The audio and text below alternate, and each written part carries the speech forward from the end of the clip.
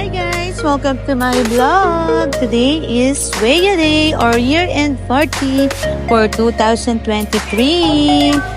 Here we go! Andito na kami sa bus and then after the bus, ayan na guys, naglalakad na kami papunta dito sa Taipei Hall 2. Ito nga pala ang place na pagdadausan ng aming Weya. Ayan guys. Ayan, may mga photo booth din. Ayan. SHL 2023 year-end party.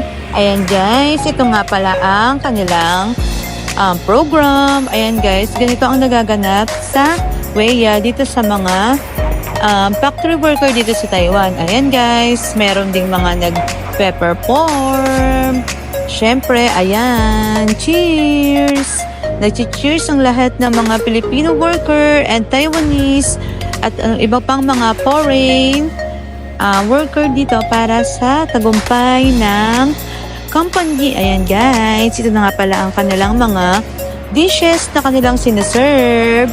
Ayan, ayan guys, syempre, ayan, singing contest, may contest din sila. Ayan, ayan guys, napakasaya nga naman guys. Yearly, ito ang inaabangan, ang raffle. Dito guys, napakaswerte ang mga Filipino at mga Taiwanese. Lahat ng employees nagkakaroon ng opportunity na manalo ng up to 1 million NT. Ayan guys, syempre nangungulit tayo guys. Ito nga guys, isa to sa mga food talagang wow, sobrang sarap. Ayan guys, ayan, broccoli with shrimp inside. Ayan yung mga specialty nila guys. Ayan, syempre meron ding fish, steamed fish. Ayan guys, rice yan sa loob.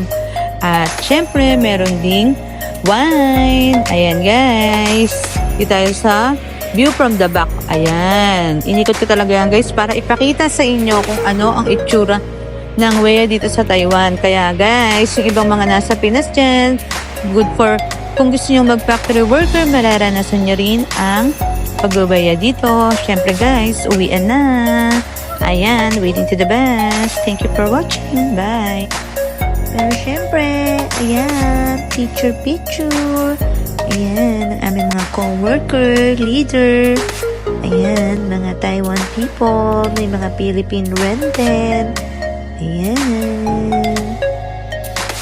Siyempre, magkaka-feature din tayo sa ating mga friendly, mga friendship ever.